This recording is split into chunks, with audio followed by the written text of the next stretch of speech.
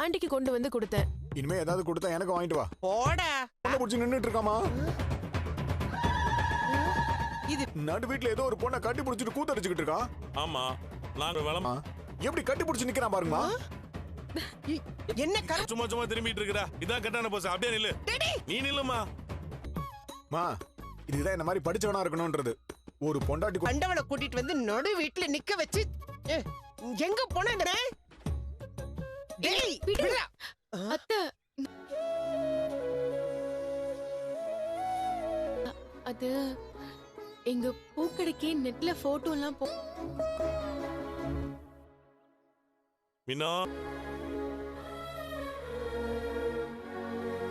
முத்து வேற ஏதோ ஒரு பொண்ணு கூட நின்னுகிட்டு இருக்காருன்னு நினைச்சிட்டோம். அது நினைக்கும் போது எனக்கு சந்தோஷமா இருக்கு. மத்தபடி எல்லாம் ஒண்ணு இல்ல. வந்துட்டியோன்னு நினைச்சேன். ஏண்டா என் பொண்டாட்டி விட்டுட்டு நான் என்ன இன்னொரு பொண்ணை பார்க்க போறேன்? உங்களுக்கு ஒரு செகண்ட் அடையாளம் தெரியல. அவங்க என் முகத்தை பார்க்கலல்ல. இந்த மேக் ஓவர் உங்களுக்கு பார்த்தியா மீனா, அம்மாவே சாக்காயிட்டாங்க. அவங்களுக்கு ஏதோ ஓரமா நான் பண விஷயத்துல யாரையும் நம்புறது இல்ல. கரெக்டா இருக்கு. டேய், ₹1 ஸ்வீட் குடுக்குறீங்க? எதுக்கு இது? எடுத்துங்க. எல்லாம் நல்ல விஷயம் தான். கிடைச்சா அவ்வளவுதானா? அதான் பணத்தை கொடுத்துட்டீங்களே. இனிமேல இவங்கள பத்தி சீக்கிரட்லாம் அந்த பிஏக்கு தெரிஞ்சிருக்கு. அதான் மிரட்டிட்டு வந்திருக்கான். கவலையே படாதீங்க ரோகிணி. இன்னில இருந்து அவனால உங்களுக்கு எந்த பிரச்சனையும் வராது. அவன் உடம்ப சரி பண்ணி அங்கிருந்து அப்படியே வடநாட்டுக்கு அமுச்சு வச்சிடறேன். ஜாலியா ஸ்வீட் சாப்பிட்டு போங்க. ஓ, என்னையா ஜூஸ் குடிச்சிட்டு இருக்க? உன்ன மாதிரி சும்மா காசை கொடுன்னு கேட்டா எப்படி வரும்? ஒரேடியா இருக்க கூடாதியா? அதுக்கு சாப்பாடுலாம் போட்டு நல்லா பாத்துக்க. நான் எவனுக்கு ஈக்குவல் ஷேர்லாம் கொடுத்தது கிடையாது. இந்தா ஒரு 2 மாசத்துக்கு எங்கேயாவது வெளியூர் போயிடு. இங்க இருக்காத. சுத்திட்டு இருக்க முடியல. இனிமே நீங்க பாத்துக்குவீங்க. நீங்க என்ன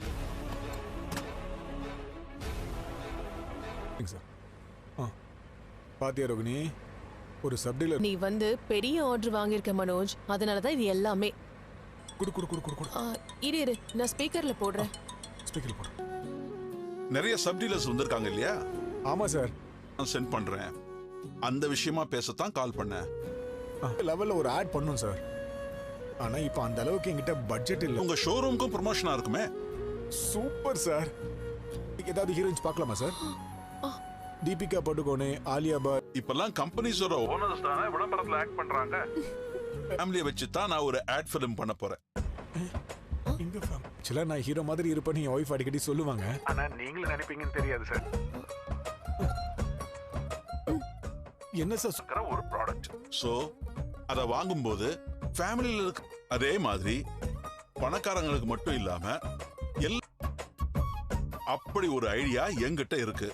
ஸ்கிரிப்ட்மா எல்லாரும் இதுல இருக்கணும். ஐயோ, ஃபேமிலியை செலக்ட் பண்ண எல்லா கிளாஸ் மக்கள். என் தம்பி ரவியும் ஒய்ஃபும் கூட ஓகே தான். ஆனா என் தம்பி மாதிரி அவர் இருந்தாலே போதும். அதுவே பாக்குற எல்லாருக்கும் வந்து எல்லாத்தையும் பார்த்துப்பாங்க. மத்த டீடைல்ஸ் உங்களுக்கு சொல்லுவாங்க. 4 பேருக்கும் 50,000 கொடுக்குறேன். அப்படியே சார்? Thank you sir. மனோஜ், எல்லாத்தையும் எனக்கு அப்டேட் பண்ணுங்க. நாளைக்கு பேசலாம். ஓகே, பாய். ரோகிணி, நமக்கு டைம் பயங்கரமா ஒர்க் அவுட் ஆகும். என்ன பண்றது மனோஜ்? ஃபேமிலியா ஒரு ஆட் பண்ணணும்னு நினைக்கிறாரு. போய் பேசிட்டு எல்லாருக்கும் 25,000 கொடுத்துடலாம். பணம்லாம் எதுவும் கொடுக்க வேணாம். ஏன் அப்படி சொல்ற? இந்த ஷோரூம் ஆட்ல அவங்கள நடிக்க வைக்கிறோம். அதுவே பெரிய விஷயம் தான். டோ, அந்த முத்து சும்மா இருக்க மாட்டான். வெளியே தெரியாம எடுத்தோம். இப்ப இவன் ஃபேமிலிக்கே தெரியாம இந்த இல்ல, நீ ஹீரோ நீ உன்ன மாதிரி இருந்தாலே போதும். நிஜமாதான் சொல்றியா? டேய், ஆமாடா. பின்ன என்ன, சும்மா எல்லாத்துலயும் வரும். எடுக்க போறேன். கலக்குற ஷோரூம் மட்டும் இல்ல, அந்த டீலர் சீக்கிரமா மனோஜ் தொழில முன்னேற போறான். எல்லாம் பாம்பேல இருந்து அதுக்குன்னு ஒரு டீம் வராங்க. பெரிய ஆடா தான் எடுக்க போறீங்க.